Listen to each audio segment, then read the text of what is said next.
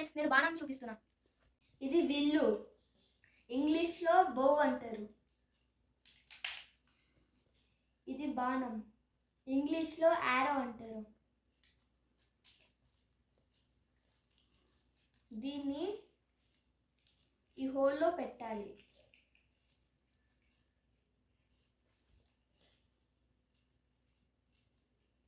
ఈ వేలు ఈ సందులో పెట్టాలి. తర్వాత ఇలా లాగాలి.